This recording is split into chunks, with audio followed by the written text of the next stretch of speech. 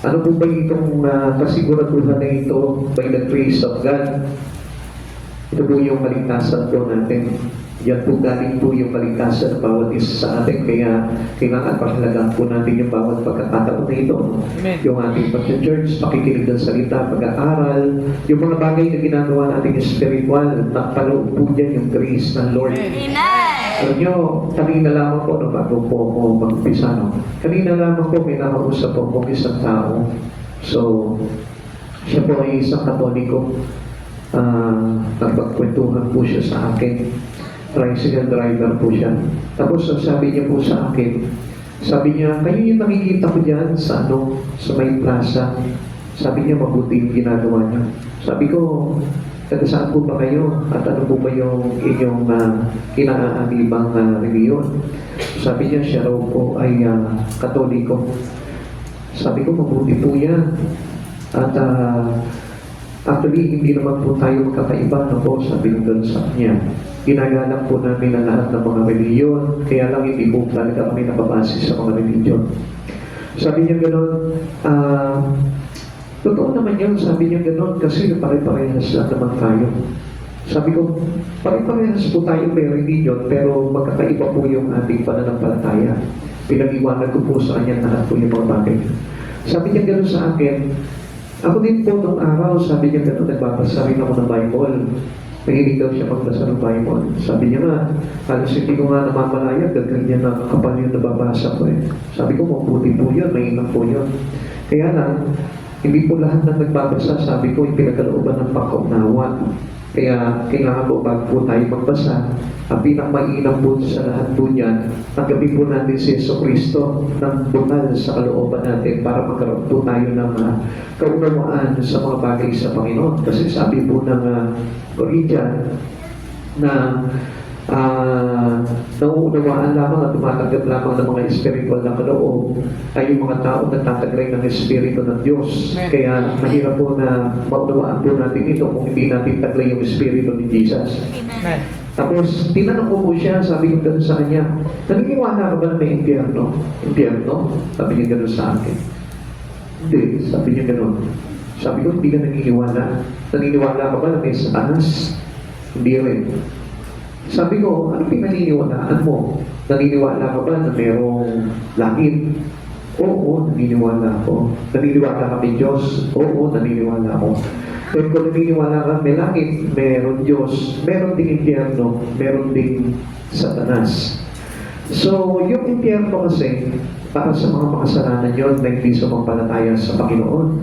Kaya nga, sabi ko, hindi kami nakabase sa religion dahil ang kaligtasan po talaga na kay Jesucristo.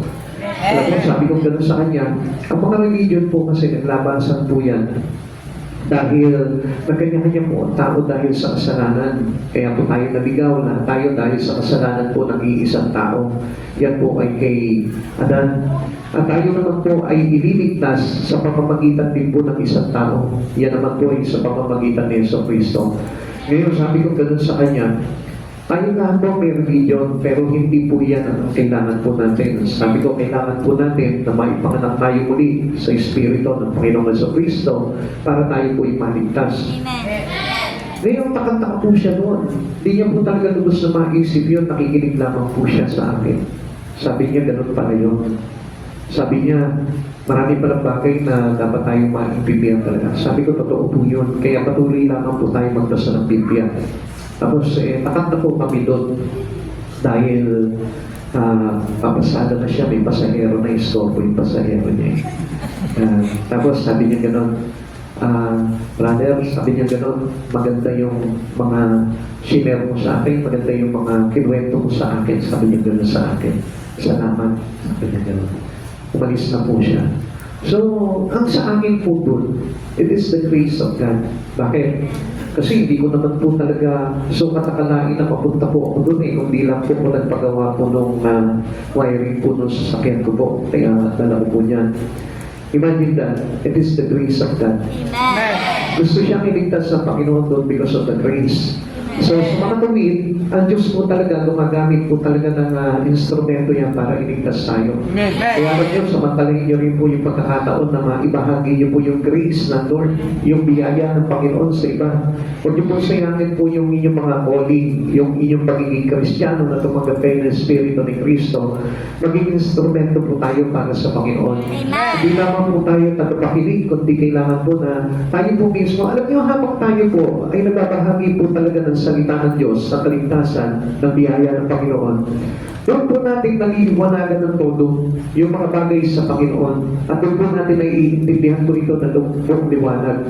Pero kapag hindi po natin ginagamit po ito, magsasara po yung ating kaunawaan sa mga bagay sa Espiritu dahil hindi po tayo nagiging instrumento ng salita ng Diyos. Kailangan po na maging guiding vessel po tayo ng words of God. Dahil mahalaga po yun para dagdagan tayo ng dagdagan ng Panginoon ng kaalaman. And remember that the words of God is the Spirit of God. It gives life. Nagbibigay sa atin ng buhay yun. Kaya nga, kapag dumadami sa ating palagi, yung salita ng Diyos, yung biyaya ng Diyos, which is the grace of God, yun yung magka-cleanse po sa atin para magipalinis po tayo. Para tayo po yung maligtas. Yun po yung isang bagay na kung saan pag-iingat po natin para manatili po yung biyaya ng Diyos na kaligtasan sa buhay natin. Okay? Pag-aralan po natin ito. Christians guarantees of grace. Bago po lahat, baka mamaya meron pa po dito naniniwala na hindi kay Kristo Jesus ang kaligtasan. Abay, mahiya naman po kayo. Hindi kailangan na tayo, naniniwala po tayo. Wala na pong ibang kaligtasan kundi sa Panginoong Yeso Kristo. Ano na po dapat po natin? Okay. There are some struggles in the Christian life. Ano po ba dito mga bagay na nilalabanan po natin o parang labanan po natin pagdating po sa Espiritu? When in a spirit battle, we have company, all other believers. Yan ang kagandahan po niyan. If we are born in the Spirit of God already, lahat po tayo pwede tayo magtulungan. Na kapag meron po tayo mga bagay na hindi maunawaan, pwede ka mag-call a friend. Pwede mo tawagan si pastor, pwede mo tawagan yung mga matanda sa iglesia, yung mga mature Christian, para na sa ganun, maunawaan po natin yung mga bagay na gumugulo sa atin. Huwag po kayo magtatanong sa mga unbeliever, o kaya naman po sa mga baby Christian dahil hindi po masasagot na maayos yung mga gusto niyo pong mapakinggan. Okay? Kaya tayo nag-i-struggle po sa everybody. All understood these tough times and wrote about them. At isang bagay po na maging basihan po natin dyan, yung mga apostol, yung mga propeta, at si Jesus Christ mismo. Si Pablo, napakaganda po ng kanyang mga isimulan po dito, yung about the epistle of Paul. Lahat po yung matututunan po natin yung mga bagay kung paano tayo lalakad into the grace of God. Para na sa ganon, tayo po lahat ay makapanatili sa biyaya po ng kaligtasan sa ating Panginoon. Ngayon po, basahin ko po muna sa inyo yung Romans chapter 7, verse 7 to 25. Para makita po natin yung struggle po dito ni Pablo. Ano po? Okay, ano po ba ito? Verse 7. Ang ibig bang sabihin ito ay ang kautusan pa ang siyang sanhi ng kasalanan, hindi gayon man, hindi ko sana nalaman kung ano ang kasalanan kung hindi dahil sa kautusan. Kung hindi sinabi ng kautusan, huwag ka mag-iindot, hindi ko sana nakilala kung ano ang pag-iindot. Ngunit dahil sa kautusan, ang Lord ko'y pinukaw ng kasalanan sa lahat ng uri ng pag-iindot, sapagkat walang kasalanan kung walang kautusan. Noong una nabubuhay ako na walang kautusan, datapwat na malaman ko ang utos na buhay ang kasalanan. At ako ang namatay. Ang utos din ito na dapat sanang magdulot ng buhay ay nagdulot sa akin ng kamatayan, sapagkat kinasangkapan ng kasalanan ang utos upang ako'y dayain, at sa gayon napatay nga niya ako. Ang utusan ay banal, at ang bawat utos ay banal, matuwid at mabuti. Ibig bang sabihin, ang mabuting bagay pa ang nagdulot sa akin ng kamatayan? Hindi. Ang kasalanan ang pumatay sa akin sa pamamagitan ng mabuti, sa pamamagitan ng utos. Sa gayon, napatunayan ko gaano kasama ang kasalanan. Alam niyo po yung kautusan, yan po yung naghiyag ng kasalanan natin. Kung hindi po binaba ang kautusan, hindi po natin makikita may kasalanan tayo. Kaya nga, up to now, up to present time, marami pong tao na hindi nakikita yung kasalanan nila, which is very critical. Napakadelikado po talaga nun. Kung hindi mo nakikita sa sarili mo yung kasalanan, sabi nga po ni Pablo, paano mo ma-i-repent ito sa Panginoon? Kaya nga mahalaga po na tayo po talaga ay nakapaunawa kung ano yung mga bagay na tinuturo sa atin ng Panginoon para na sa ganon, lubos natin na makilala at maunawaan kung ano yung bagay na makapagdiligtas po sa atin. Tuloy po natin verse 14. Alam natin na espiritual ang kautusan, ngunit ako'y makalaman at alipin ng kasalanan. Hindi ko maunawaan ang aking sarili sapagkat hindi ko ginagawa ang ibig ko. Bagkus ang bagay na kinususuklaman ko ang siya kong ginagawa. Ngayon kung ginagawa ko ang hindi ko ibig, sinasang-ayunan ko ang mabuti ang kautusan. Kaya hindi na ako ang may kagagawa niyon, kundi ang kasalanan na nananahan sa akin. Alam kong walang mabuting bagay na nananahan sa akin. Ibig kong sabihin sa aking katawang makalaman. Kaya nga, by the bless, alam natin na hindi ito magdudulot po ng mabuti. Kaya nga po, ang sabi sa atin ng Lord, mamuhay tayo sa Espiritu at huwag natin bigyan ng pagkakataon ng laman. Kasi pag nasa laman po talaga tayo, yung po, the fact na yung sin ay always there para magawa po natin yan, mag-tempt po sa atin yan. Verse 18, alam ko walang mabuting bagay na nananahan sa akin.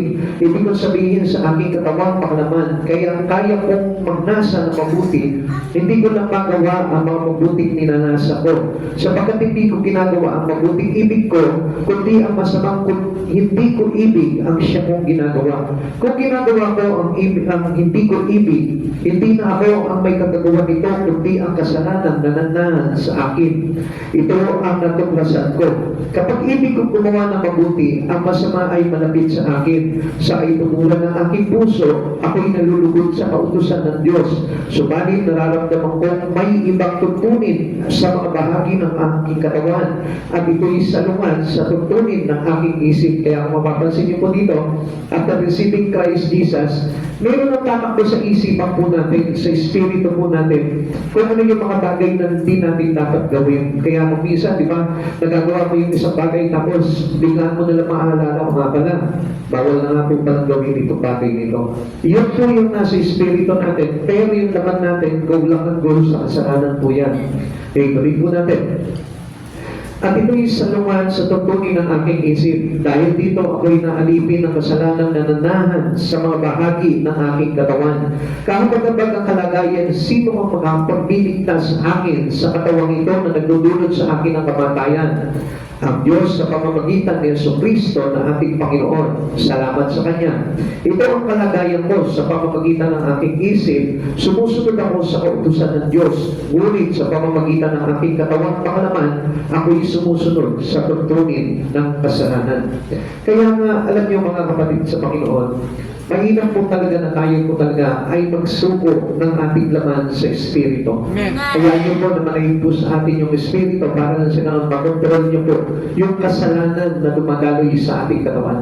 Akala niyo po ba, although kahit na nag-repent po tayo sa Lord, akala niyo po ba na wala na sa katawan po natin yung kasalanan? Hindi po.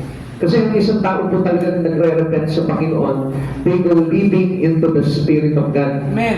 Nabubuhay na po siya sa Espiritu ng ating Panginoon. At kapag hindi tayo nabuhay po doon sa Espiritu ng Panginoon, hindi natin ipinamuhay yung mga bagay na nais ng Panginoon na mangyari po sa atin bilang pamumuhay sa matuwid, pamumuhay sa kapanalan. Talagang naiiral pa rin po talaga yung kasalanan. Kasi yung kasalanan nandiyan pa rin po yan. Sabi niya ganoon, kung ginagawa ko man ito, hindi na ako ang gumagawa nito, kundi ang kasalanan na nananahan sa aking katawan. Spiritual conflicts are common to all. Lahat po yan sa atin. Kahit sino po sa atin dito, pakisabi mo sa katabi mo, ay hindi ka mabait. Hindi ka mabait. Yan. Kung hindi ka lalakad sa Espiritu, hindi ka talaga lubusang magiging mabait. Kasi ang kasalanan nandito pa rin sa ating katawan. Okay.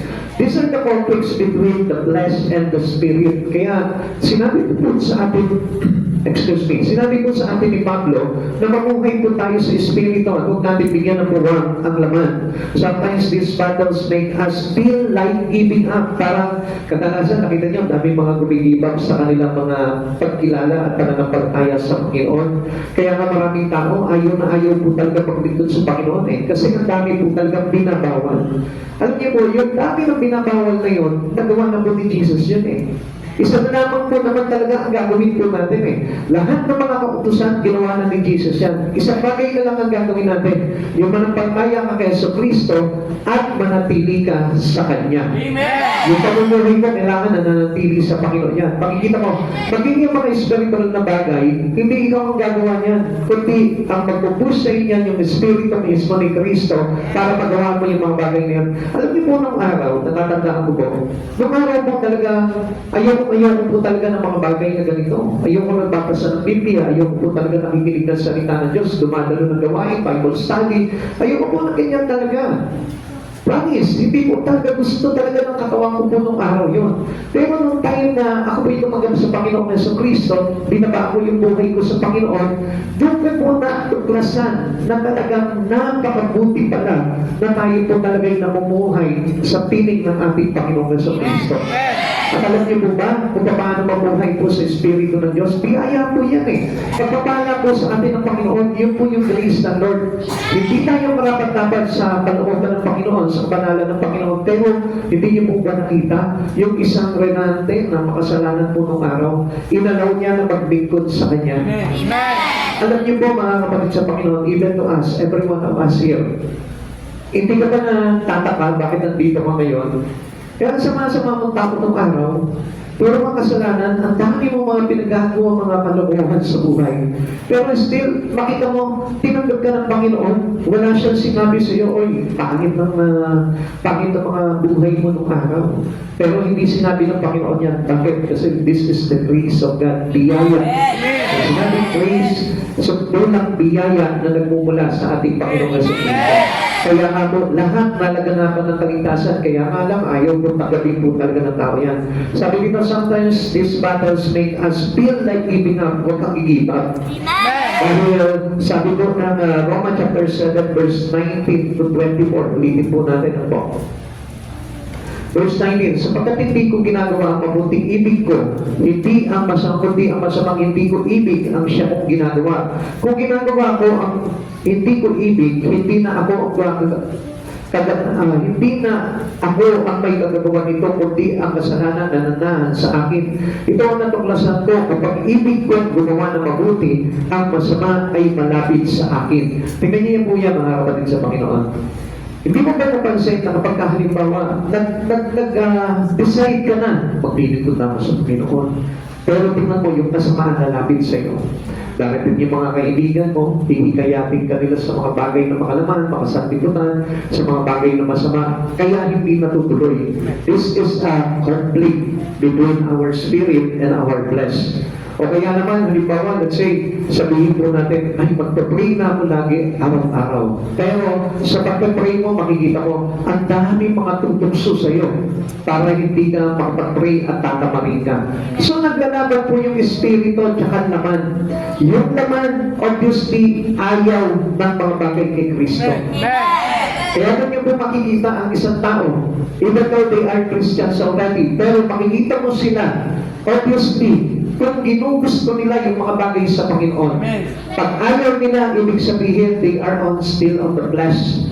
Pero kapag ginusto na nila yung mga bagay na ito, mga Bible study, pagbabasa, pag-aaral ng salita ng Diyos, paghayog, pag-aakay, discipleship, pag yung mga bagay na yan, ginusto mo na yan nang walang kagatol-gatol at pagtanggi, ang ibig sabihin yan, natututunan mo na lumakad sa Espiritu ng Panginoong Yesus.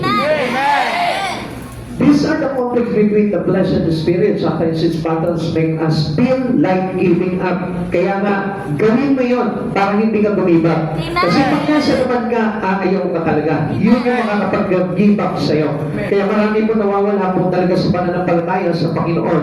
Dahil nga po, nasa laman lamang po. Kaya mga kapatid sa Panginoon, makinig po kayo mabuti. Para yung grace of salvation na ibinigay sa atin ng Lord ay talagang manatili po sa buhay po natin. Victory and freedom comes through grace. Yung pong ating kalayaan at yung tagumpay po natin, galing po sa biyaya ng ating Panginoon yan. Number 1, grace guarantees no condemnation. Lahat po na nakapasangilalim kay Kristo Jesus ay binigyan na po ng kasiguraduhan na hindi na hahatulan sa kasalanan. Hindi po ba napakaganda? Amen. Imagine, alam niyo, kung bibilangin ko lamang po sa 10 daliri ko po yung kasalanan ko. Kulang pa yung 10 daliri ko. Sama ko na yung mga daliri ko sa paa. Kulang pa rin po. Sa dami ng aking mga pagkakasala na natatandaan ko, siguro high school pa lang ako, sobra na po yung mga nagawa ko pong pagkakasala. Lahat po tayo ganyan. Kaya nga po, hindi po tayo pwedeng magmalinis po sa Panginoon eh. Kasi wala pong mabuti, wala pong banal, wala pong talagang malinis, kundi ang ating Panginoon Jesucristo. Kasi kung ikaw talagang totoo ka, naging malinis, baka hindi na po si Jesus yung nagpapako sa krus, baka ikaw na yung pinako. Hinandog para sa kaligtasan ng marami. Pero kung mapapansin po natin, sa maniwala ka sa hindi, pag tinanggap mo si Jesucristo sa buhay mo na ito, at nagpakatotoo ka, inibig mo lahat ng mga bagay na pinagagawa sa atin ng Panginoon, like for example, yung pagsisimba, yung mga bagay na binanggit ko po kanina, ang ibig sabihin po niya, grace guarantees no condemnation. Hindi ka nahahatulan sa iyong mga kasalanan. Tingnan niyo po ito. Sabi sa Roma chapter 8 verse 1 kanina, kaya nga wala nang kahatulan parusa sa mga taong nakipag-isa na kay Kristo Jesus. Marami pa nagsasabi, kaisa na ako kay Kristo. I am one with Christ. Kaya bago na ako nilalang. So, pero hindi mo makikita sa Kanya, yun talagang pakikiisa kay Kristo. Kasi, until now, hindi pa rin nagsisimba. Until now, hindi pa rin nagbabasa ng Biblia. Hindi pa rin umangamit ng papuri. Hindi pa rin sumasamba sa Kanya, sa Panginoon. Hindi pa rin po nag-aakay. Hindi pa rin nagsishare ng words of God. So, we are not one with Christ Jesus. Ibig sabihin, pag one with Christ ka, makikita na sa'yo kung ano yung mga bagay na ginagawa at isinusulong na mission ng Panginoong Jesucristo sa mundong ito, dapat ginagawa mo na rin yun. Isa nga po eh, one with Christ. Pag one with Christ, ang ibig sabihin nun, hindi na yung dati ang ginagawa natin, kundi yung bago na. At ano yung bago na yun? Yung bago na natutunan natin kay Jesucristo. Kaya nga, alam niyo, kapag ginagawa na natin yung mga bagay na yun, ang laki ng chance po natin na tayo hindi nahahatulan ng parusa sa ating mga kasalanan. There is therefore now no condemnation. Ano po ba yung ibig sabihin nito? Therefore, calls for asking what this word is there for. Ibig sabihin po nito, sa makatuwid. Dahil doon, naligtas tayo. So, ito po yung pinakabasihan po natin eh. Nananawagan po sa atin ang ating Panginoon na by the grace of God, manampalataya tayo sa Panginoon. Yun yung biyaya ng Lord. Lagi na lang isinisigaw ng tao, Lord, pagpalain mo ang buhay ko, pagpalain mo ang pamilya ko. Kapag hindi po yun yung pagpapala na dapat hinihingi natin sa Panginoon. Kung napakinggan niyo po yun last Sunday, ano po? Marahil po tayo, nagpapray tayo sa Lord, pero ano yung pinipray natin? It's about our flesh. Amen? Tumutulog tayo sa Panginoon, Lord, pagpalain mo kami. Yumaman kami. Pagpalain mo kami ng maraming pera. Lahat yun sa flesh. Eh yun nga po yung ayaw ng Lord sa atin bilang nakipagkaisa sa Panginoon eh. Ang gusto ng Lord, lumakad na po tayo sa Espiritu, lumakad na po tayo sa pagkanalan ng Diyos. This guarantees look back to Paul, spiritual struggle. Ito po yung parang nakita po dito, binalikan po ni Pablo po sa atin, kung paano po siya talaga nakipaglaban po para hindi po talaga matangay yung kanyang grace na tinanggap sa Panginoon. His conclusion is that only Christ can give the victory. Kaya pakisabi mo sa katabi mo ngayon, walang ibang magbibigay sa iyo ng kaligtasan. Walang ibang magbibigay sa iyo ng Tapos kaligtasan. ulitin mo na 2 beses sa kanya si Jesucristo lamang. Jesucristo lamang. Jesucristo lamang. So, ito po yung conclusion po ni Pablo sa lahat ng mga naranasan niya. sa lahat ng hirap, sa lahat ng mga bagay na pinagdaanan niya sa buhay, ang naging conclusion ni Pablo po dito is that only Christ can give the victory. Amen. Si Kristo lamang yung magbibigay sa inyo ng tagumpay. Hindi yung mga bagay na pinanghahawakan mo sa mundong ito, because all that things is on the flesh. Lagi po natin tatandaan, ang nabubuhay sa laman ay mag-aani ng kamatayan. Subalit ang nabubuhay sa Espiritu, sa mga bagay ukol sa Espiritu ay aani ng buhay na walang hanggan. So lagi po natin panghawakan yung mga bagay niyon dahil it concluded already sa mga bagay na dinanas ni Pablo na tayo po ay magkakaroon ng tagumpay sa pamamagitan lamang po ng ating pananatili sa ating Panginoong Jesucristo. Romans chapter 7 verse 25, wala nang iba pang kundi ang Diyos sa pamamagitan ni Jesucristo na ating Panginoon. Salamat sa Kanya, ito man ang kalagayan ko sa pamamagitan ng aking isip, pinaglilingkuran ko ang kautusan ng Diyos, ngunit sa pamamagitan ng aking katawan, baka naman ay pinaglilingkuran ko ang tuntunin ng kasalanan. Ano na po, ulitin ko po yung last part. Ngunit sa pamamagitan ng aking katawan, makalaman, ay pinaglilingkuran ko ang tuntunin ng kasalanan. Anong ibig sabihin po nito? Ang ibig sabihin po nito, na kapag tayo nanatili tayo sa mga bagay na makasanlibutan, ang ibig sabihin niyan ay nakapasailalim pa rin tayo sa kasalanan. So kaya kung mapapansin po natin, sabi sa atin ng Lord, unless a man be born again, cannot see the kingdom of God. Unless a man born in the Spirit of Christ Jesus. Remember yung po sinabi sa John chapter 3 verse 6, ang sabi dito, ang ipinanganak sa laman ay laman at ang pinanganak sa Espiritu ay Espiritu. Kaya nga tayo tumatanggap kay Kristo para mabuhay na po tayo sa Espiritu at hindi na tayo mapasailalim sa sumpaan ng kasalanan. The grace of God is by working of a person through the Spirit of God.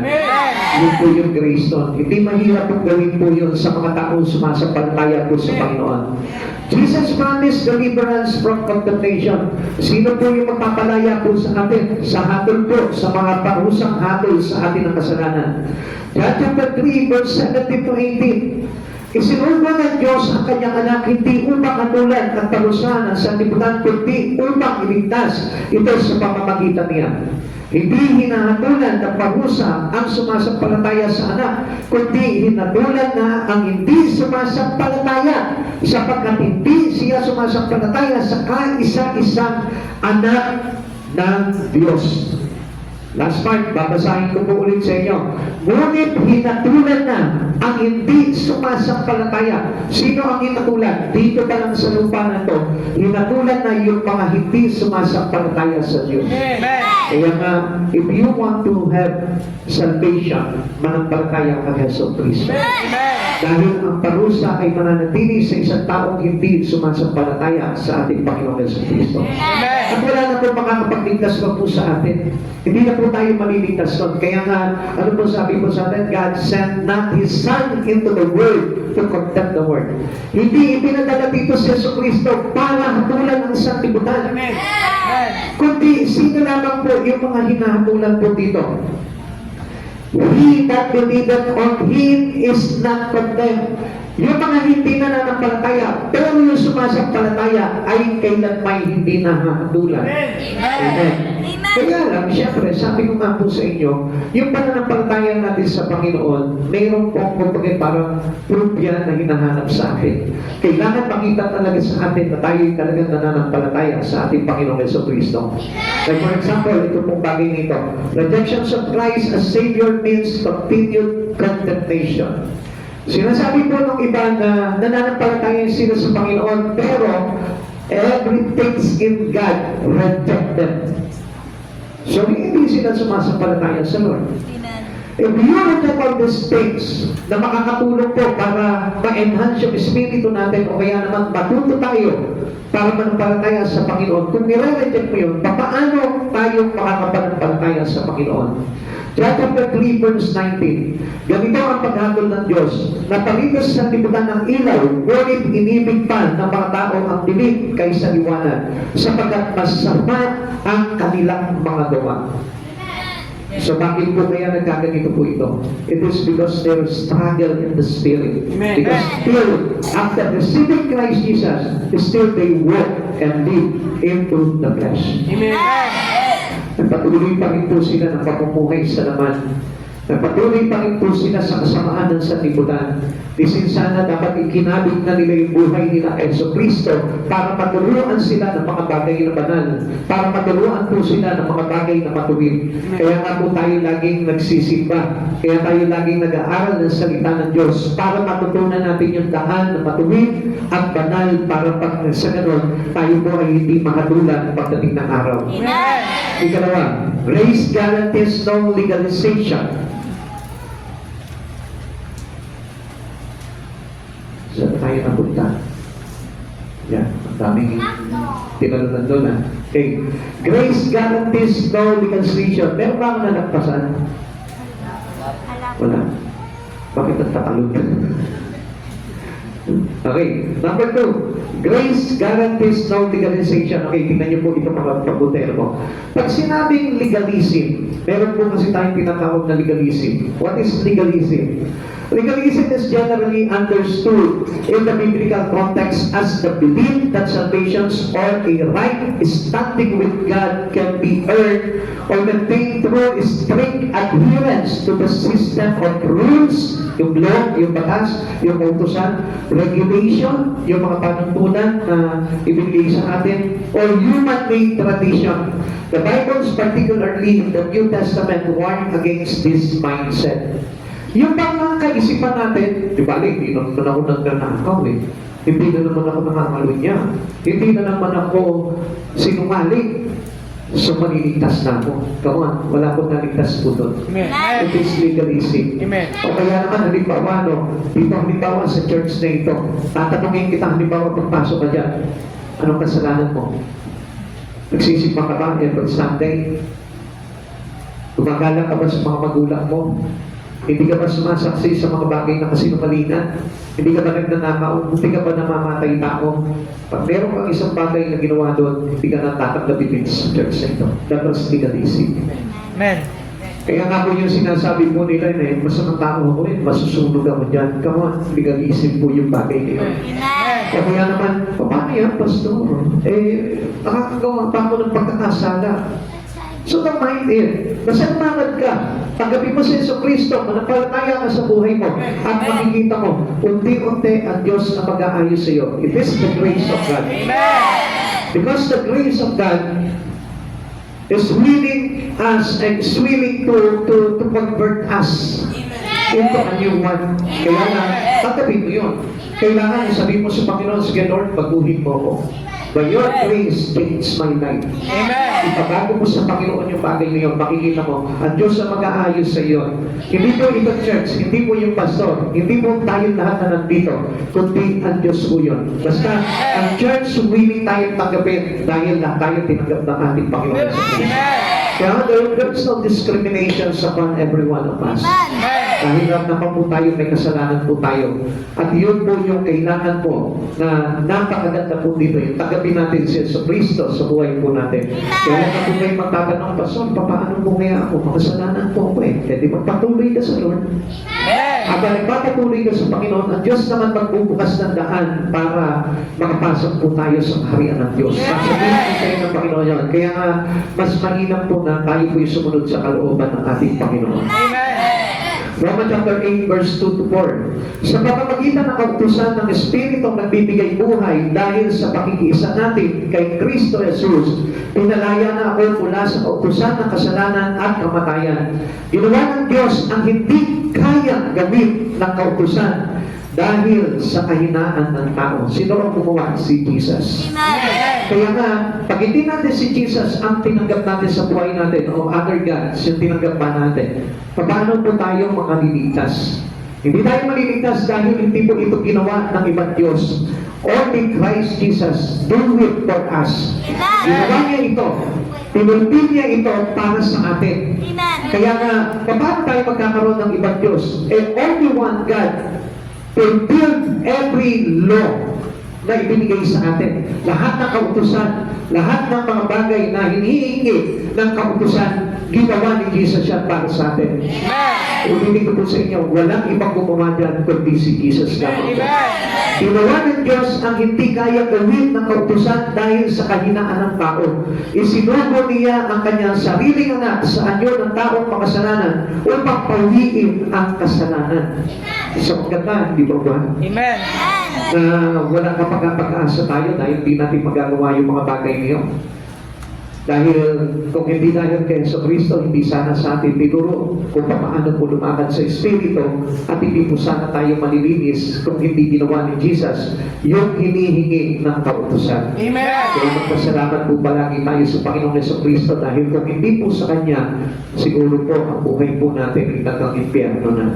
Amen. Okay, tuloy po natin. Sa gayon, hinatulan na niya ang kasalanang umaalipin sa tao. Sino ang umatol niyan? Si Jesus.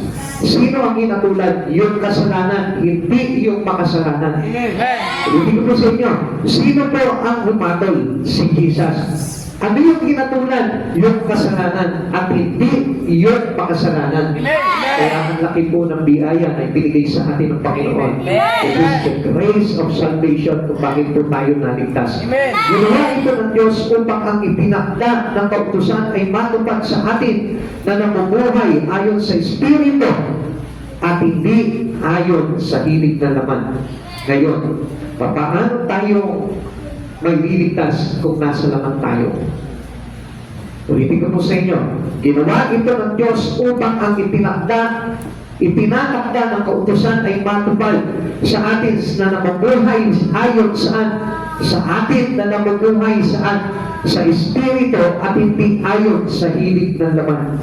Kaya mga kapatid sa Panginoon, kung may kahihiligan po tayo lahat, kahiligan po natin yung mga bagay kay Kristo. Amen.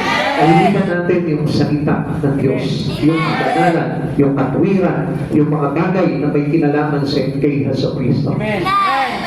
At turuan po natin yung sarili natin na huwag na po tayo magmaling sa mga bagay sa lipunan. Our salvation is based entirely on faith. Nakapaloob po lahat yan sa pananampalataya po natin. This frees us from the law of sin and death. We can neither be saved nor get by observing the law. So, dito po, tayo po naman ay maliligtas po tayo o maliligtas tayo sa pagsunod po natin sa kautusan. Di po mahirap po gawin po yung bagay na yun eh. Pwede saan tayo maligtas without Christ Jesus kung gagawin mo lahat ng kautusan na yun. Pero I tell you the truth, hindi mo magagawa yun dahil hindi ka si Jesus. Amen. If we send faith, kapag sinabi po natin pananampalataya, yun yung grace na nagligtas sa atin sa ating pananampalataya. We are transferred into living in the Spirit of God. Ang mananampalataya po talaga ay lumalakad na po sa Espiritu. At the word Spirit na ipinapumuhay natin, it is the Spirit of Jesus. Sabi po ng Romans chapter 8 verse 13, sapagkat mamamatay kayo kung mabubuhay kayo ayon sa katawang pangalaman. Maliwanag po na sinabi po sa atin, ano po? Mamamatay kayo ayon sa katawang pangalaman kung mabubuhay kayo ayon sa katawang pangalaman. Ngunit kung pinapatay ninyo sa pamamagitan ng Espiritu at mga gawa ng katawang pangalaman, mabubuhay kayo.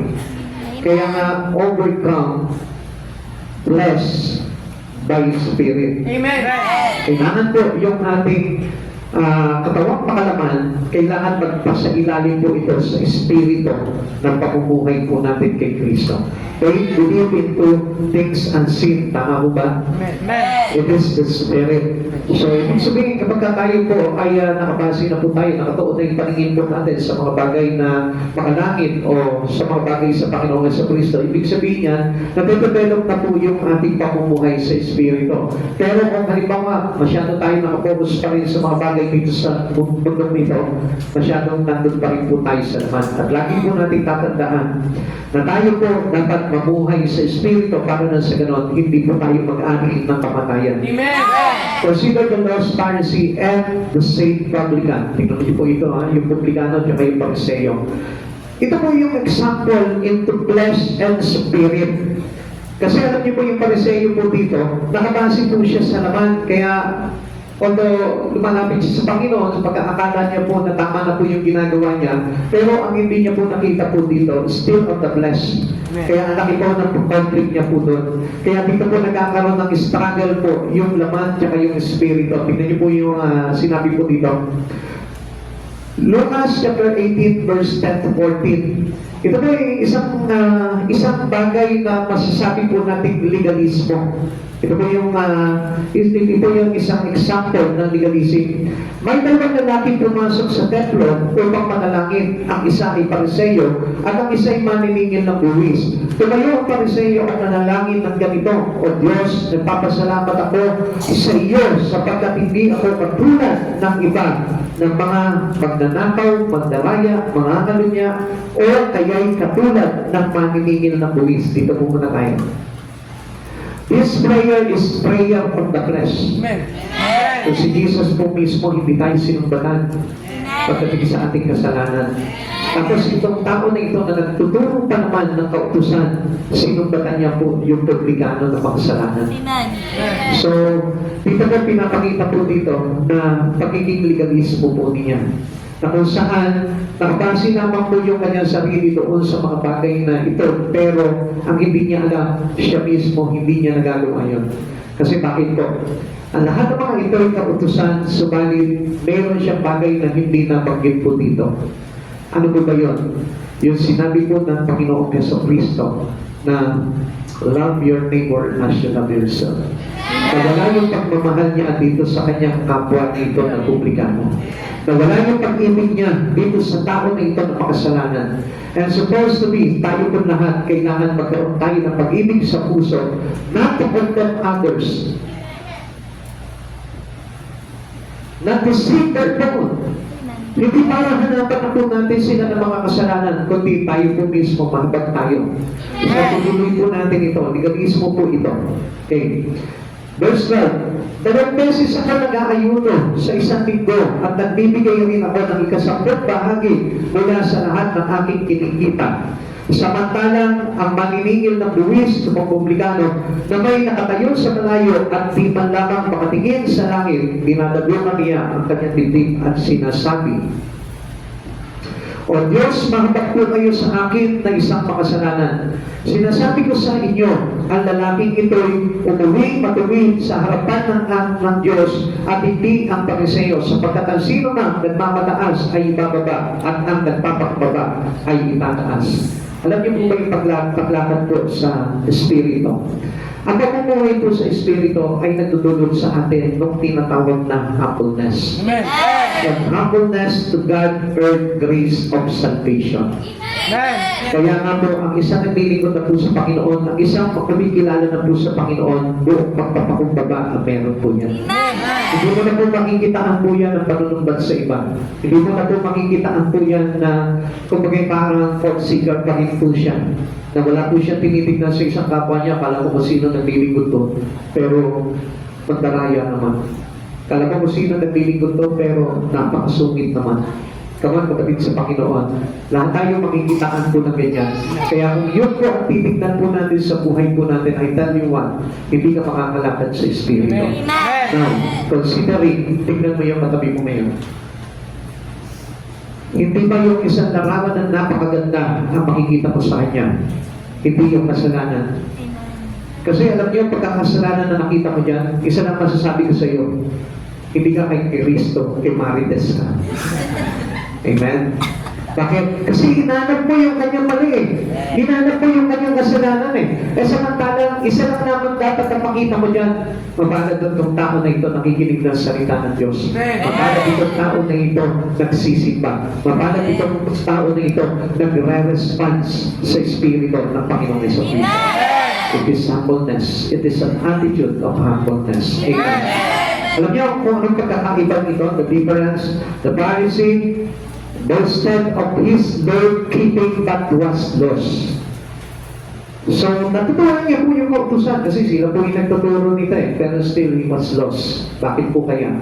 Kasi siya mismo hindi niya nagagawa po yun. Sinumbatan niya po yung kanyang kapwa na makasalanan. And the publican cast himself on God's grace and was saved. So ano po ito? Because of his humbleness. Dahil nahiya siya sa Panginoon, dahil siya ay isang makasalanan. Kaya yun, doon niya natanggap yung tinatawag na biyaya ng Panginoon. Ang nagpapakumbaba sa Panginoon ay tumatanggap ng biyaya. Amen. At ang biyaya na po yun ay hindi po mga bagay sa mundo ito, kundi yung biyaya ng kaligtasan. Yung tinatawag na no condemnation, hindi nahahatulan sa kasalanan. Amen. The Galatians tried mixing law and grace and found it futile. So, kung titignan po natin dito, hindi natin pwedeng pagaluin yun. Sumusunod naman ako sa ipapautusan as well as may grace ako. Pali po yun. Kung grace naman po. Manampalataya ka lang kay Yesu Cristo. Dahil yung pong pagsunod sa kautusan, lalabas na mayabang ang isang tao. Amen? Amen. Because you cannot satisfy this law. Hindi po natin talaga magagawa po itong bagay na ito dahil hindi natin kaya. Wala tayong kakayanan dahil mahina po tayo. Amen. We are weak because of our sin. Amen. At hindi po natin magagawa yung hinihingi ng kautusan. Si Jesus lamang po yung makakagawa po ng bagay na yun. Kaya nga po, alam niyo po, si Pablo po mismo nagbabala sa mga taga-Galacia, no po, laban sa paghahalo po ng batas at biyaya dahil sa pinuwalang bisa nito, ang sapat na gawa ni Kristo. Niyurakan po nila, tinapakan po nila yung ginawa ni Jesus eh. Kaya ako sasabihin mo, hindi na ako magnanakaw. Hindi na ako sinungaling. Lagi na ako nagsisimba. I tell you, walang bisa mo yung ginawa ni Jesus. Amen. Amen. Hanggang sabihin mo na lang sa Panginoon, Lord, isa ako makasalanan. And I live for you, Lord Jesus, to be saved. Amen. For I will be saved. Ganun lamang po yun eh. Kapag halimbawa umarap ka sa Panginoon, hindi tayo pwedeng magmalaki sa Panginoon. Magaling ako eh. Mahusay ako eh. Come on. Yun po yung pagyayabang, pagmamataas sa harapan ng Panginoon dahil tayo po mismo ay hinahanapan ng Panginoon ng humbleness. Amen. As a sinner, you must be responded into a humbleness. Amen. Yung kailangan po na pagtugon po natin, na kailangan po tayo po mismo ay nakapasang-ilalim po sa Ebanghelyo ng ating Panginoon. Dahil si Jesus po mismo, siya po mismo nagpakumbaba siya. Ito po yung Ebanghelyo na tinuro po sa atin ng ating Panginoon sa Kristo. Na kahit na siya Diyos, hindi niya pinagpilitan na siya'y Diyos. Kundi, hinubad niya yung kanyang pagka-Diyos, nagpakumbaba siya at nagpakaalipin para sa atin. Amen. We are neither saved nor kept saved through the law. Hindi na tayo, kumbaga hindi tayo naliligtas o maliligtas sa pamamagitan ng kautusan. Sabi po ng Galatians chapter 2 verse 16. Gayunman alam natin ang tao ay pinawalang sana sa pamamagitan ng pananampalataya kay Yesu Cristo at hindi sa pamamagitan ng pagsunod sa kautusan. Kaya kami sumasampalataya kay Kristo Jesus upang mapawalang sala sa pamamagitan ng pananampalataya sa Kanya at hindi sa pamamagitan ng kautusan sapagkat walang tao pinawalang sala sa pamamagitan ng pagsunod sa kautusan. Kaya obviously, tanggapin natin si Yesu Cristo sa buhay natin, manahan tayo sa ating Panginoon Yesu Cristo, makuhay tayo sa Kanya. The Lord has a schoolmaster to bring us to Christ. Yung kautusan, ang pinakamaganda nito, ang naging parang advantages po nito sa atin, nakita po natin tayo makasalanan. Amen. Tanongin mo yung matabi mo, ano po ba na may kasalanan ka? Alam mo ba na nagkasalanan ka? Ano sagot niya? Hindi, wala wala akong ginagawang kasalanan. Di ba, ganun po tayo? Di ba, kung minsan, ikaw yung pamula ka ng ano mo? Ay, bagong pagbibigta ka, gano'n magagawa ng kasalanan. Ganun agad tayo, no? Guilty agad po tayo eh. Alam niyo kung bakit tayo, kung bagay para feeling para, ano tawag di ba? Yung, ano yun? Hindi, yung may tawag tayo doon eh. Defensive. Yung dahil defensive po tayo, kasi alam naman po natin, na kapag hinalungkat ang buhay natin, mayroon silang matatagpo ang kasalanan sa buhay natin. Kaya tayo nagiging defensive. Kaya nga mga kapatid sa Panginoon, sabi mo dito, that thou was a schoolmaster to bring us to Christ. Iyon yung nagtulak sa atin kung bakit ka nandito ngayon. Hindi yan nagtulak sa iyo dahil banal ka, matuwid ka, malinis ang pamumuhay mo. Kaya ka nandito ngayon, lumalapit ka sa Panginoon Yesu Cristo dahil alam mo, kahapon lang may ginawa kang kasalanan. Amen. Amen? Amen. Sino mo dito yung aminado? O, tignan nyo, halos lahat pa na tayo dito. Pero ano po, pagbago na kayo. Amen. Kalikuran na natin yung kasalanan na tayo po'y lumapit na po sa Panginoon. Amen? So, hindi nakakahulugan, nagagawa tayo ng kasalanan. Po?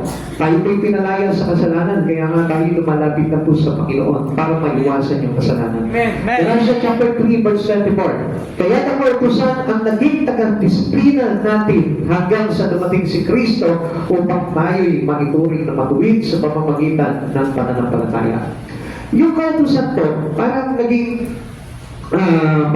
signboard lamang po sa atin yan. Na every time na makikita mo yung kautusan na ito, magbabasa mo yung kautusan na ito, ito yung magsasabi sa iyo na lumapit ka sa Panginoon dahil kailangan mo si Jesus because He's the one can fulfill all this law. Amen. Siya lamang eh. Siya lamang po yung makagagawa nito para sa iyo. Kaya kung halimbawa, hindi mo tinanggap siya sa Kristo sa buhay mo, halimbawa, tinanggap mo na si Batman, si Robin, tinanggap mo na si Supercontractor, hindi ka maliligtas. Kasi hindi nila magagawa yung hinihingi ng kautusan. Only Christ Jesus. O kaya naman, kung sino man yung mga Diyos na pinaniniwalaan natin, hindi nila magagawa po yun. Because there is only one God. And this God is Christ Jesus. Bakit po ba? Kasi siya lamang po yung nagpakamatay para sa atin. Yung pinatay para sa atin. At binuhay. At muling nabuhay. So that was the gospel of salvation. At alam po natin na hindi ito nagawa ng iba. Amen. Lahat na tuluyan. Pero si Jesus lamang po yung nabuhay. Amen. Amen. Lapakan mo natin ang Lord. Our salvation is based on grace through faith alone. Yung itong kaligtasan po natin, nakabase po palagi yan sa biyaya lamang po ng Panginoon. So ito biyaya po na ito, meron tayong lahat dito. Sabihin mo sa katabi mo, meron ka na nito eh. Meron ka na dito eh. Kaya ingatan mo na lamang po yung grace na yan. Sinners need to faith in the Lord to be saved. Yung pananampalataya na lang po natin. Kaya kapag ikaw, nananampalataya ka na kay Jesus Cristo sa lahat ng bagay, hindi lang sa mga material na bagay na kailangan mo, kundi sa kaligtasan ng kaluluwa mo. Kapag ka nananampalataya ka sa Panginoon, ibig sabihin, you have that grace. Amen. Amen. Okay. Ephesians chapter 2 verse 8 to 9. Sapagkat dahil sa kagandahang loob ng Diyos, kayo ay naligtas sa pamamagitan ng pananampalataya, at ito'y kaloob ng Diyos at hindi mula sa inyong sarili. Hindi ito bunga ng inyong mga gawa, kaya't walang may pagmamalaki ang sinuman. It is grace, not legalism. Amen. Hindi mo yung kung pagsunod sa kautusan, kundi yung biyaya kapag ng Panginoon ang nagligtas mo sa atin. Amen. And that power to save is from Christ Jesus. Amen. Ito po yung nabigay sa atin ng grace na yun, biyaya na yun. And last, number 3, grace guarantees no separation. Yan. Pag meron na po tayong grace, yung sin, natataken out na po sa atin po yan.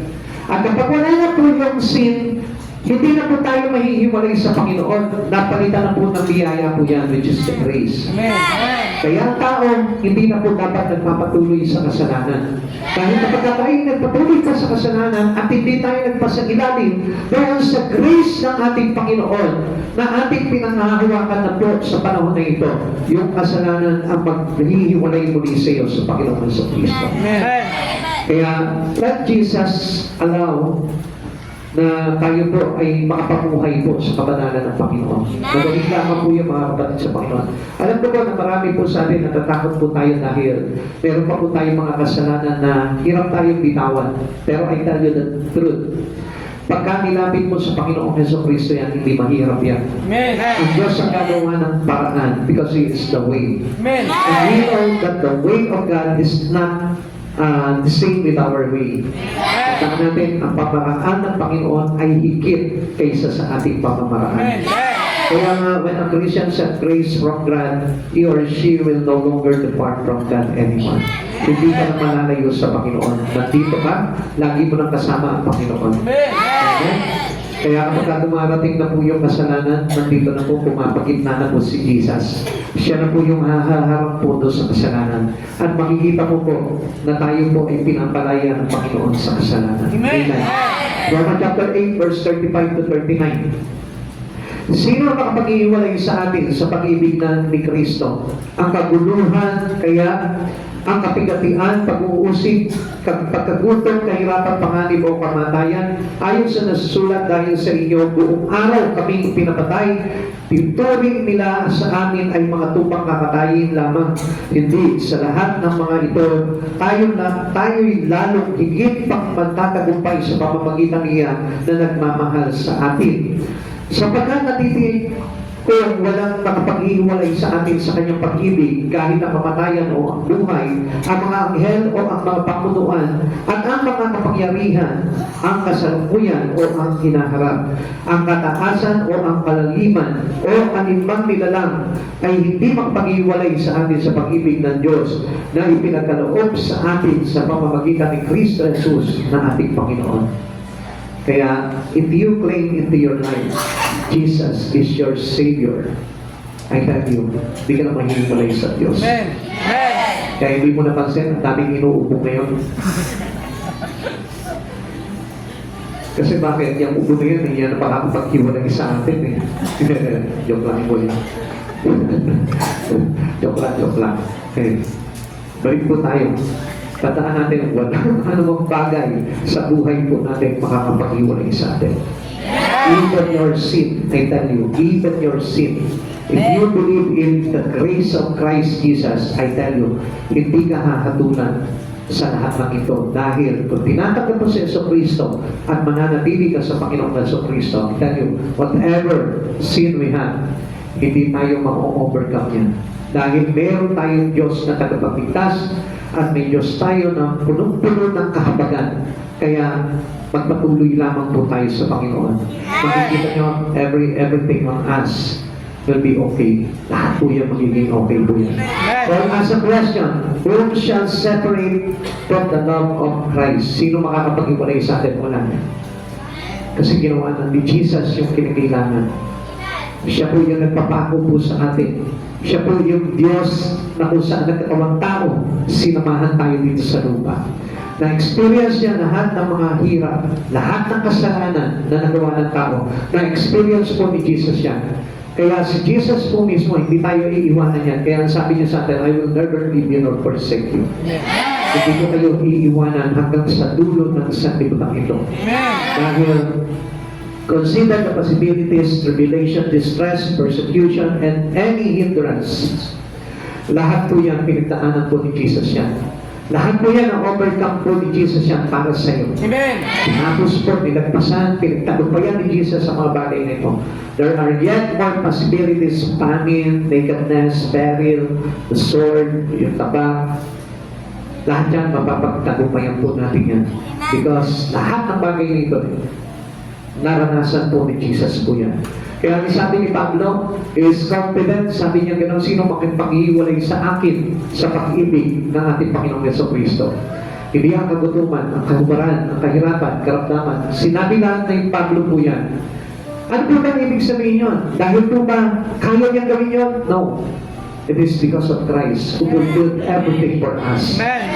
Siya yung gumawa na nun. Kaya nga, yung ating po ni Pablo sabi niya, I press toward the mark. Amen. At yung mark na yun, walang iba kundi si Jesus. Amen. Although nag-iba lang siya ng pangalan, Jesus naging mark. Bago yun. Ibig sabihin po yun, yung hangganan. Kaya siya sumusunod hanggang sa hangganan. Dahil yung hangganan na yun ay walang iba kundi si Jesus. Amen. Kaya mga kapatid sa Panginoon, gusto ko po na malaman po ninyo, nothing can separate us from the Savior's love. Pahalaga mo yung pag-ibig ng Diyos. Pahalaga mo yung mga bagay na ginagawa natin sa Panginoon. Alam niyo po kung paano niyo po mamahalin si Jesus? Mahalin mo yung mga bagay na pinagagawa niya sa atin. Which is, hindi na nga po ito yung kautosan eh. Kundi ang pinagagawa na lang po sa atin ng Panginoon yung magpalago tayo sa espiritu natin, magpalakas tayo sa espiritu natin, manatili tayo sa espiritu natin kay Kristo Jesus. At alam niyo po ba kung ano-ano po yung pag-ibig na yun para mahalin natin si Jesus? Yung po ang ating church, yung mga bagay na spiritual, yun lamang po yung embrace natin sa buhay natin. May papakita mo na tayo po yung umiibig sa Panginoon at walang makapag-iwalay sa atin. He will be with us through times and we with Him for eternity. Tapos, yun na po yung sukdulan po. So madali lang pong gawin po ng tao yan. Huwag ka nabibitaw sa Panginoon. Kahit anong mangyari, kahit anong tukso, kahit anong mga pagsubok, whatever struggle in you, you have in your spirit, huwag kang gigiba. Huwag kang bibitiw sa Panginoon. Dahil marami po kasi ako naririnig eh. Sabi nila, mga kasalanan ako, paano ako maliligtas? Kaya nga kailangan natin si Jesus eh. Lahat ng inihinig ng kautusan, ginawa ni Jesus yung para sa iyo, na umiibig at nananampalataya sa Kanya. Kaya lang, alam niyo po, ang nakakalungkot po dito, sa kabila ng mga bagay na ito na ginawa sa iyo ng Panginoon, pero tayo nagkamalaki pa rin. Kaya sinasabi natin sa Panginoon, Lord, ayoko magsimba. Tinatamad ako eh. Marami akong gagawin. I tell you one thing, we cannot show your love for Christ Jesus kung lagi mo tatapihan. If you ever really rejected the things that offered to you ng Panginoon sa buhay mo, I tell you, hindi mo mapapakita yung pag-ibig mo kay Kristo. At yun yung makapagpapalayo sa iyo sa Panginoon. Because to allow Christ Jesus in you, it is the biggest sin we have. At yun yung maglalagay sa atin sa kapamakan. Kung hindi mo iibigin si Yesu Cristo sa buhay mo, yun yung pinakamalaking pagkakasana mo na gagawin. Not only to God, but to your own life. Sa sarili mo. Dahil paano ka maliligtas kung wala si Jesus. Kaya sa oras na ito, mabalit sa Panginoon, praise God. Yakapin mo si Kristo sa buhay mo. Bilangin mo isa-isa yung mga kasalanan na gawa simula pagkabata mo. Isa lamang po ang sagot dyan. From thousands of sin that you've done in your life since you are young. Bilangin mo yun. Baka hindi na 1,000. Pero iisa lang ang solusyon dyan. Sa lahat ng kasalanan ginawa mo, isa lang ang solusyon dyan. Ibigin mo at mahalin si Jesus sa buhay mo. Tapos lahat yan. You will be saved. It is the grace of God. Christian has a grace. And it will guarantee us to a life eternal. Mga kapatid sa Panginoon, tayo po yung magsitayo.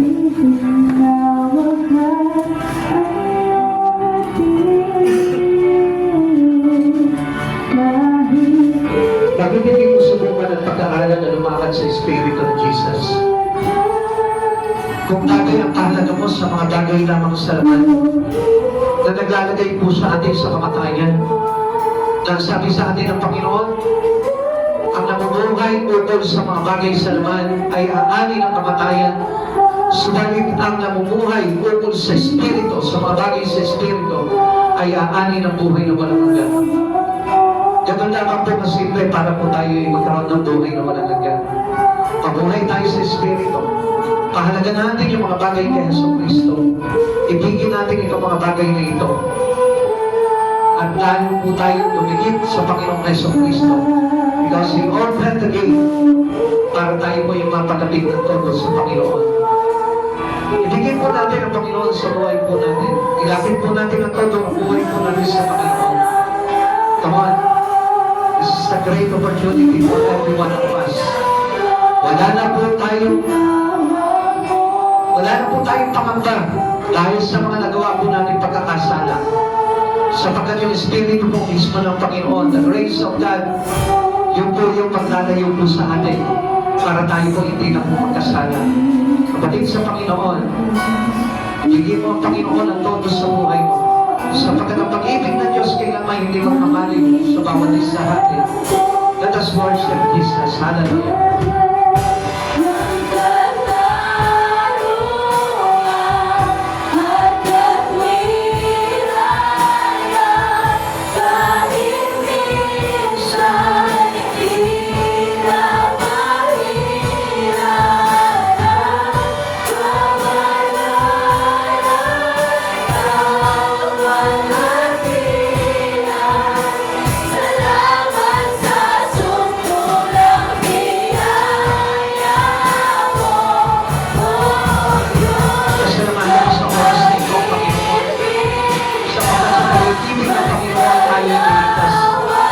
Dahil sa pag-ibig ng ating Panginoon Yesu Cristo, ginawa niya ang iniingin ng kautusan para tayo po ay mangisanda sa lahat ng parusahan bunga ng ating pagkakasala.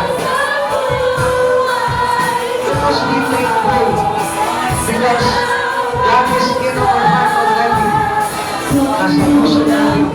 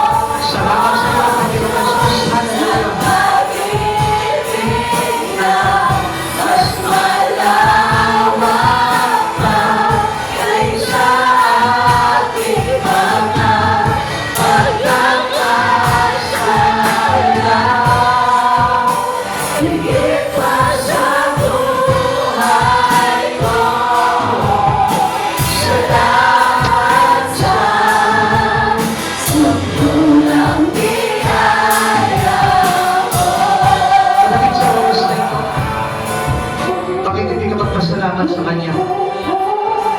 Salamat ako siya. Buti mo sa puso mo. Salamat. Salamat, Lord. Kung hindi mo ko tinubos sa aking mga pagkakasala, ano na kaya ang buhay ko ngayon? Salamat, Panginoon. Siguro wala ako dito sa lugar na ito, Lord. Baka ito siguro yung inaawit ko, Lord. At hindi mo ko tinubos sa mga pagkakasala ko, Lord. Iba sana ang takbuhin ang buhay ko. Baka siguro nasa mga barkada ng masasama. Baka siguro, Lord, ang mga ginagawa ko ay hindi ayon sa kapanalan mo, Panginoon. At hindi dahil sa pag-ibig mo, Lord. Baka siguro wala akong interest sa mga bagay na ito, Lord. Baka siguro kinamumuhihan kita, Panginoon, sa buhay ko. Baka siguro, Lord, mas masarap pa sa akin ang gumawa ng kasalanan. Hindi dahil sa pag-ibig mo, Lord. Baka siguro lunod na ako sa kasalanan. At baka sakali na sa oras na ito, Lord, kung bakit ako nandito ngayon, Lord, dahil gusto mo na tanggapin kita sa aking buhay. Hindi ko pinanghahawakan, Lord, yung religion. Sapagkat alam ko na hindi ako maliligtas ng religion. Hindi ako maliligtas ng mga Diyos-Diyosan. Kundi dahil sa pag-ibig mo lamang.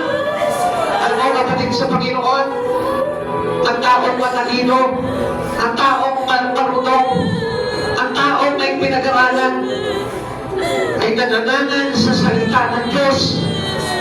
Hindi sa mga bagay na alaman, hindi sa mga bagay na binana natin, o walang basihan na hindi nakabase sa Panginoong Jesucristo. Kaya tayo napupulagan dahil ayaw natin iwanan ang kasalanan ng mundo ito.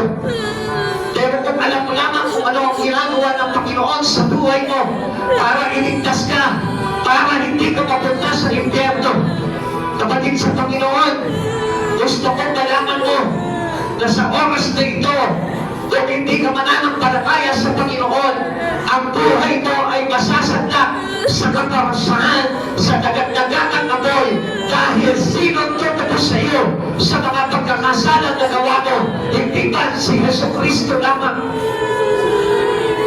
Siya yung may kapangyarihan na maglinis ng lahat ng ating kasalanan. I want you to know this.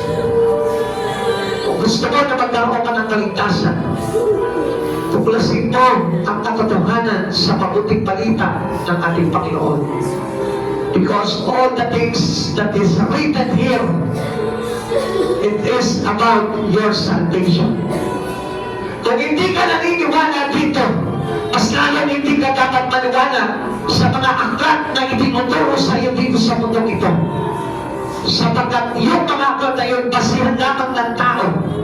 Subalit ito ay basihan ng Diyos at hiningahan ng Diyos para sa kaligtasan ng buong mundo. Sa Biblia, hindi ka naniniwala. Sa Biblia, sa salita ng Diyos, hindi ka nananalig. na kaya ka nitong dalhin sa kaharian ng langit. Subalit sa mga kwento, sa mga istorya, sa mga fairy tale, sa mga katang-isip, pinapaniwalaan mo. Kung talagang marunong ka, dapat na malaman mo kung sino ang lumikha sa buhay mo. Hindi ka nilikha ng science. Hindi ka nilikha ng history. Hindi ka nilikha ng mathematics. Hindi ka nilikha ng mga doktor. Hindi ka nilikha ng mga taong dalubhasa sa mundo nito. Kundi ang lumikha sa iyo ay walang iba kundi si Jesucristo. Kaya sa oras nito, kapatid, tanggapin mo ang Espiritu ng Panginoong Jesucristo na matagal mo nang nire-reject, matagal mo nang hindi tinatanggap.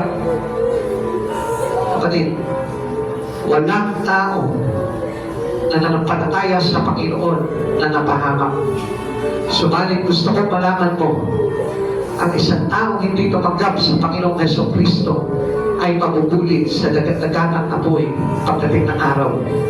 Sapagkat ito ay sinabi sa kanyang banal na aklat sa aklat ng Pahayag na kasama ng mga diablo, kasama ng mga bularang propeta, kasama ng mga demonyo, ang mga taong hindi sumampalataya kay Jesucristo bilang nag-iisang anak ng Diyos, nagligtas, pinako sa krus na patay, nilibing at sa ikatong araw ay nababubuhay ng muli para tayo maligtas. Sa oras nito, kapatid, hihiling ko sa kataas-taasan Diyos, bago ka lumabas ng church na ito, kakatagpuin ka ng Panginoong Jesucristo sa puso mo. If you open your heart into Christ Jesus, you will know everything in Him. You will know the spirit of salvation is in Christ Jesus. And I rebuke the unwanted spirit in your body right now. In Jesus' name, the spirit of rejection into your body right now. In the name of Jesus. Sa pangalan ni Jesus, I reject the spirit of rejection to Christ. In the name of Jesus, Lord. Cast out po natin ang rejection. Cast out tayo rejection. Lose the power as a believers in Christ. I rebuke you, Satan. Ipawan mo ang taong ito, God. Ipawan mo ang taong ito, Lord. Ang kaligtasan niya, ang kahalaga sa akin, Panginoon. Sabagat ayaw namin siya na impyerno. In the name of Jesus.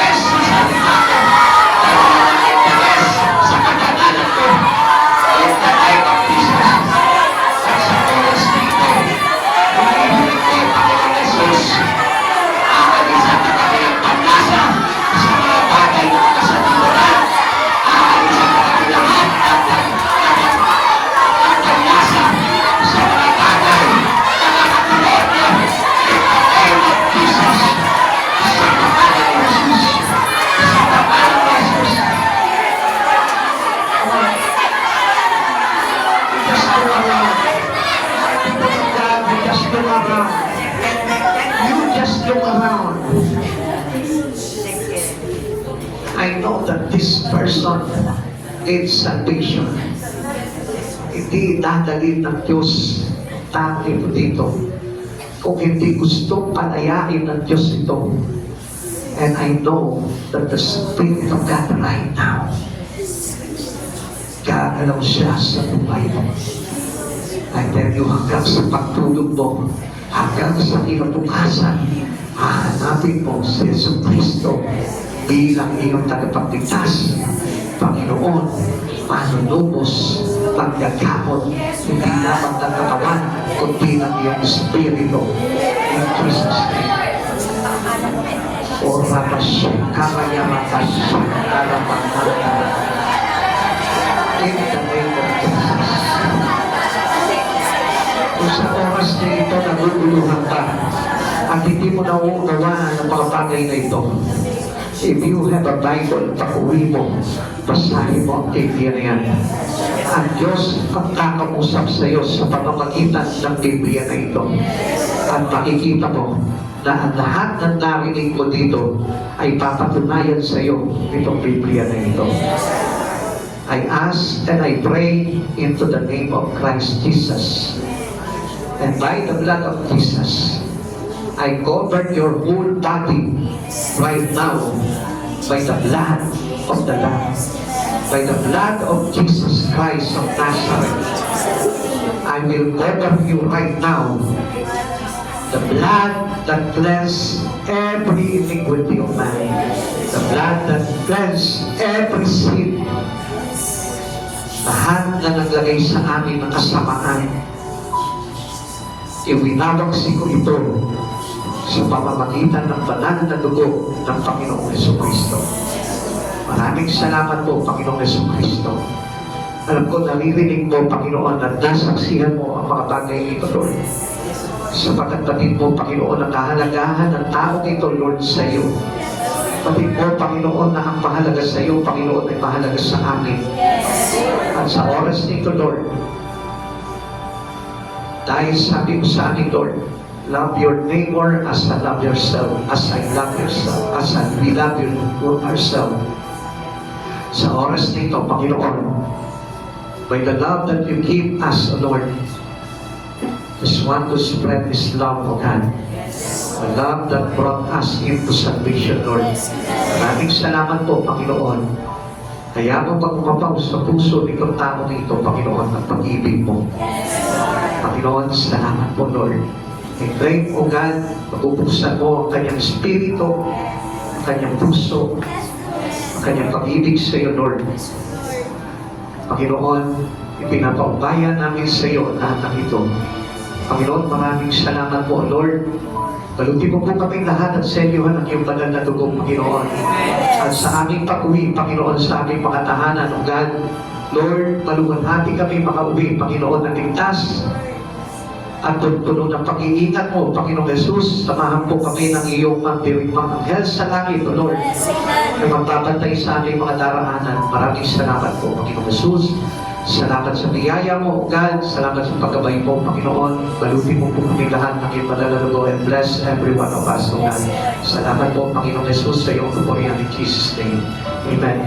Mali po ba natin na extend yung kamay natin kay Sister Messi? Birthday niya po ngayon. Happy birthday, Sister. Pag-pray ka po namin. Sige, pwede po kayo dito, Sister. Pag-pray naman po namin kayo. Happy na birthday pa. Sige po. Yan yung po na pag-pray po namin kayo na po. Sige po.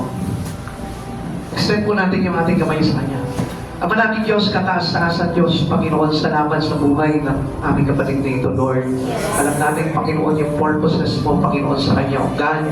Kaya dinala mo po siya dito sa church na ito, Lord. Di sa anumang bagay, kundi, Panginoon, para sa kanyang buhay, spiritual, O God. Sapagkat na lahat naman po kami, Panginoon, isa, layunin po sa amin, O God, ang aming kaligtasan. Panginoon, salamat po sa karagdagan ng kanyang edad, Panginoon. Dinan lamang po ito, Panginoon. Subalit nananalig kami ang kahalagahan po ng aming buhay ay yung karamdagan ng mga bagay sa Espiritu mo, Panginoon. Yes, Lord. Sapagkat hindi po kami maliligtas, Panginoong Jesus. Panginoon, maraming salamat po sa buhay ni Sister Bessie, O Lord. Pagpalain mo po siya, Panginoon, sa lahat ng mga aspeto, Panginoon, sa kanyang buhay, O God. Yes. Ano man yung mga panalangin niya, Panginoon, Lord, hinihiling namin sa iyo, Panginoon, sa kalooban mo, Panginoon. Lord, grant every prayers that she has in your heart, O God. Hayaan mo, Panginoon, na fulfill mo lahat ng mga bagay sa kanyang buhay, O God.